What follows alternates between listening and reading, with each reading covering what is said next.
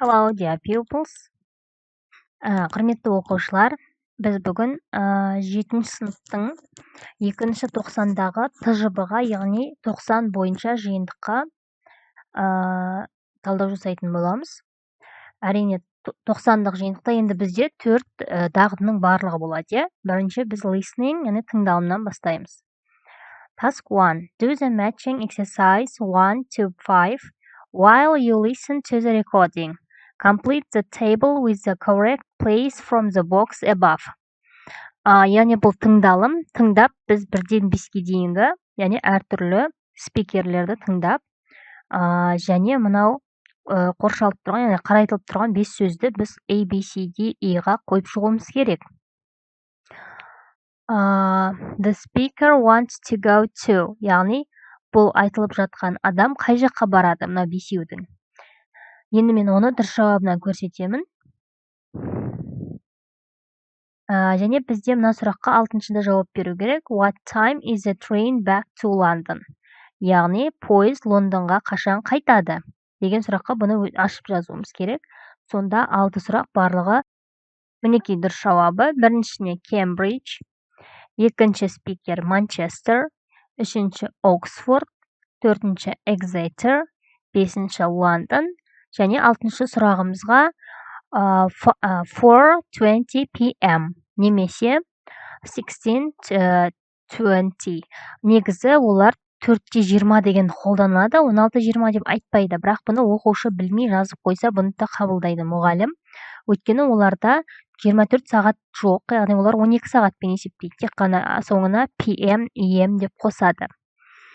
Енді келесі reading, мен текстті аударып беремін қазір, және де дұрыс жауабын сол кезде тоқталатын боламыз. Екінші тапсырма бізде reading, яғни текст бойынша сұрақтар беріледі. Holidays in space, яғни бұл ғарыштағы демалыстар деген сияқты мағына. The World Tourism Organization says that space will soon be a popular place to go on holiday, possibly by 2020. Яғни бүкіл әлемдік туризм ұйымы айтады. Яғни ғарышта жақында бір демалысқа барып қайтатын жерге айналады. Мүмкін ол 2020-да дейді. One Japanese company is getting ready. Бір жапониялық компания бұл дайын отыр осындайға. They are planning a space holiday center. Олар сол ғарышқа баратын орталықты дайындап отыр. It will look like a bicycle wheel and have a hotel for 100 people and a theme park. Бұл яғни ол жаққа велосипед дөңгелегі сияқты болады, және отель бар, ішінде 100 адамдық, және де парк болады.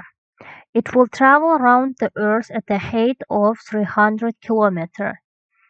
Ол яғни 300 километр аралықта жерді айналып өтеді. The company hopes the center will be ready in 2017. Бұл компания үміттенеді, ол 2017 жылы дайын болады деп. The company chairman says that flying to the center will probably be quicker than flying from Hong Kong to Singapore. Яғни компанияның басшысы айтады. Яғни бұл жерге барып келу Гонконгтан Сингапурге дейін ұшудан да оңайырақ болады, тезірек болады деп айтады. When they are on board on the center, the tourists will take short trips to the moon or go for walks in space. Олар, яғни орталықта болған кезде, туристер айға барып қайтады, және ғарышта жаяу жүрулеріне болады. An American hotel group is also thinking of building a hotel called the Lunar Hotel. Американдық осы қонақүйдің группасы қонақ үйді тағы салғысы келіп жатыр, Лунар қонақ үйі деп аталады. This will be on the moon, яғни бұл сол айда болады. Most of the hotel will be under the ground, so it won't become too hot or too cold. Көптеген қонақ үйлер жердің астында болады, сондықтан олар ыстық та емес, суық та емес дейді.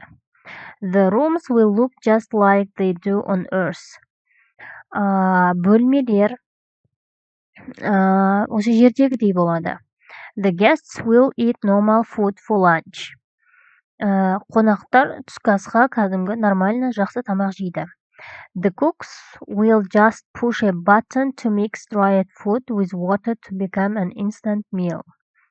Яғни тамақтар былай болады, кәдімгі құрғақ тамақты сумен араластырған кезде, яғни дұрыс тамақ шығатындай қылып, тез-тез қылып жасайды. Енді тапсырмаларға көшейік. Екі бөлікке бөлініп тұр. Part 1. Read the article again and give answers to the questions. Write no more than 3 words or a number. Яғни сұрақтарға жауап береміз. 3 сөз немесе сан жазуымыз керек. How many people will be able to stay at the hotel? Қанша адам тұра алады дедік? 100 дедік, 100. When will the center be ready? Қашан дайын болады? 2020-да, Where will tourists be able to travel while they are at the center? Қай жақтарға саяхаттайды орталықта болған кезде? Олар айға, moon. Where will most of the hotel on the moon be? Отельдер қай жерде болады? Айға барған кезде олар жердің астында. Under the ground. Яғни жердің астында болады. Так, жауаптарын жазып қойдық. Part 2. Екінші. Read definition of the word from the text. Бізге, яғни, анықтама беріліп тұр. Соның сөзін табуымыз керек. A two-wheeled vehicle that a person rides by pushing on foot pedals.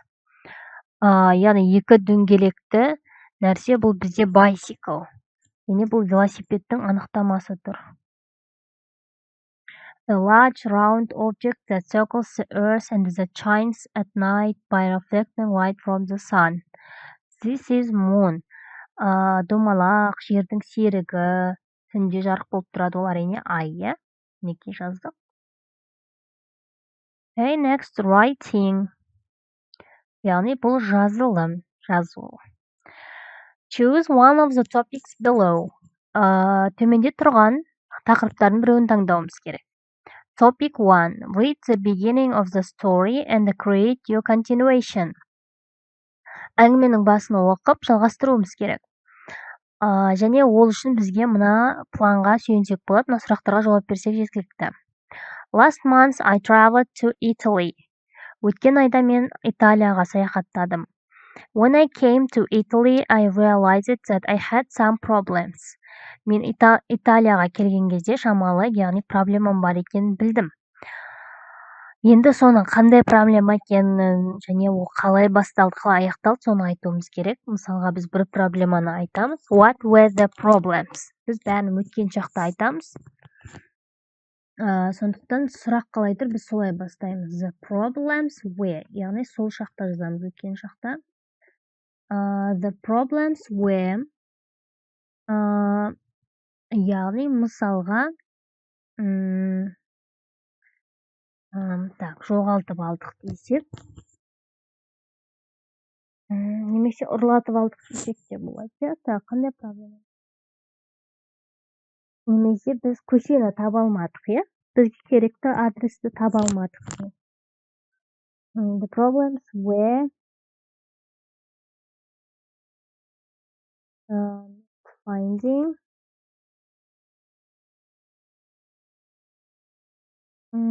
так, белгілі бір certain address. Белгілі бізге адресті таба алмадық. We're not finding certain address. How did you solve them? Мен мысалға бір туысқанның адресін таба алмадым дейді. It was street, көше, where my relative lived. It was street where my relative lived in дегеніміз бұл көше еді, яғни мен туысқаным тұратын. Бұл маған керек, иә. How did you solve them? Яғни оны қалай шештің енді ол проблеманы.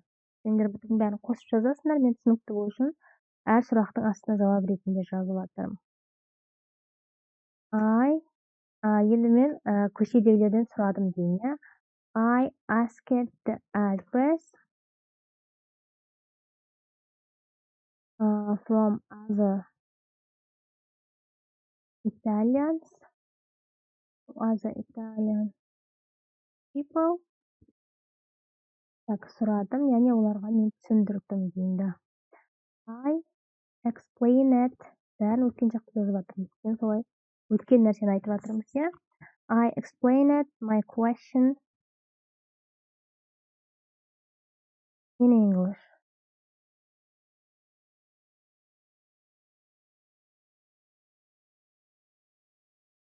Мен оларға ағылшынша түсіндірдім. Олар көрсетті деген сияқты, иә. Then they show me the street.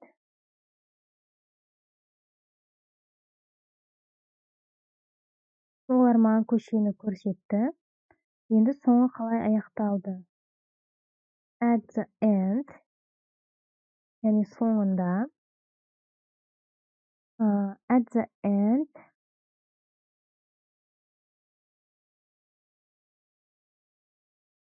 I thought that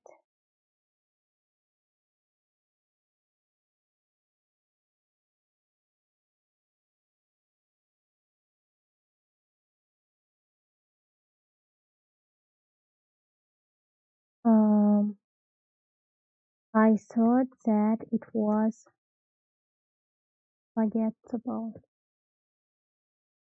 unforgettable.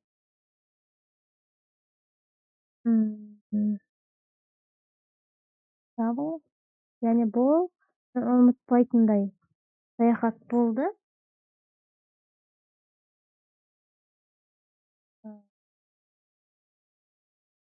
Italians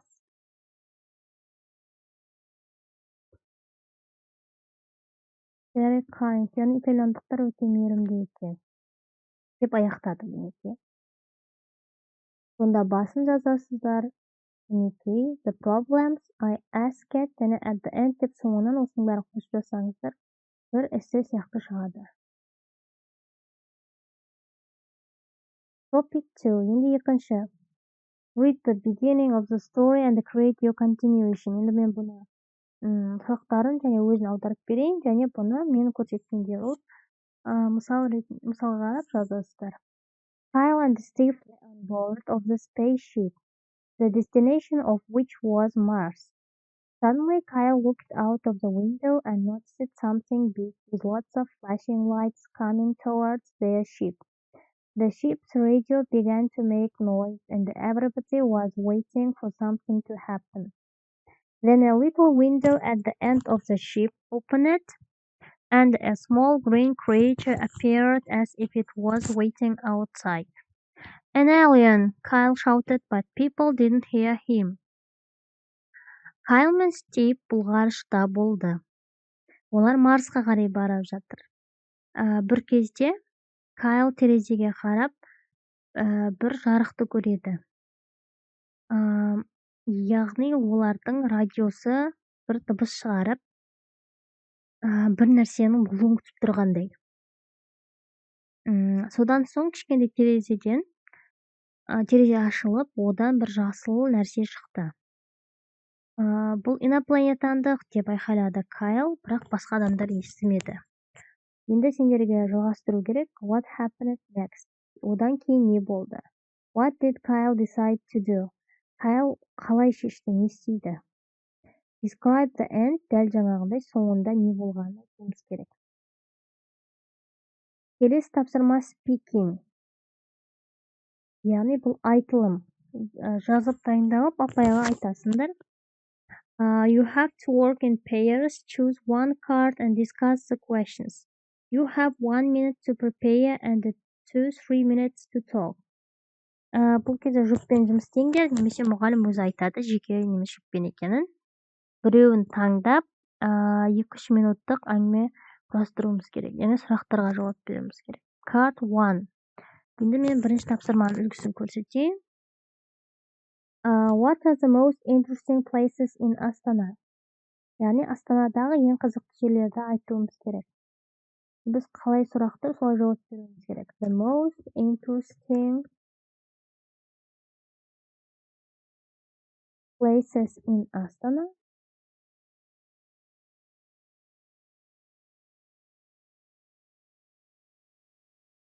Places are Астана соңына жіберсек болады. Бәйтерек монумент. Хан Шатыр. Олар қазақша туғандар, сендер бұны осылай жаза берсеңдер болады. Хан Шатыр, Думан. In Astana. Why do people enjoy visiting these places? Неге адамдар бұларға қызығады? Why деген соң біз because деп жауап береміз. Неге десе себебі.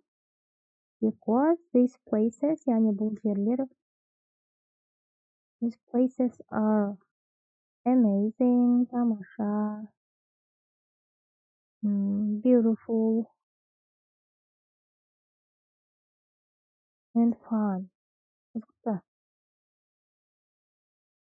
What is the most exciting place to visit? Most exciting. The most, яғни ең тамаша, ең жақсы қайсысы? The most exciting place is. Және өзіңе ұнайтын таңдайсың. Is бәйтерек. Ең жақсы. How does it look like? Қандай? It looks like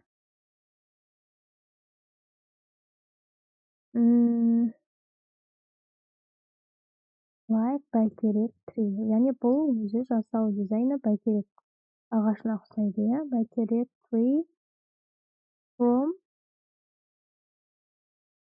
fairy tale. Үнемі бізде ертегілерді кездесуде алып ағашты сондайға ұқсайды. Why are these places popular among visitors? Бұлар неге атақты? Тағы да біз because пен жауап береміз. Because тағы да біз сипаттаймыз.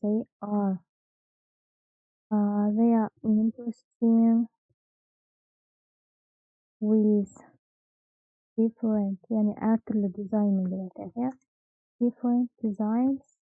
Would you like to visit Astana again? Сен тағы да барғың келе ма? Десек, yes, I would like.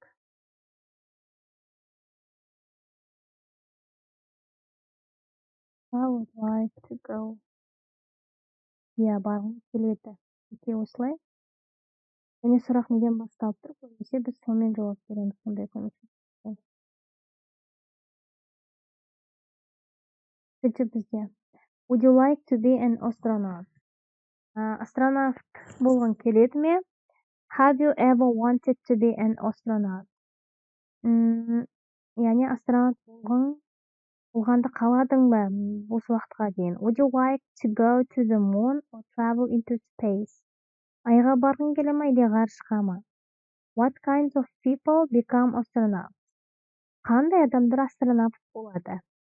How important is the job of an astronaut?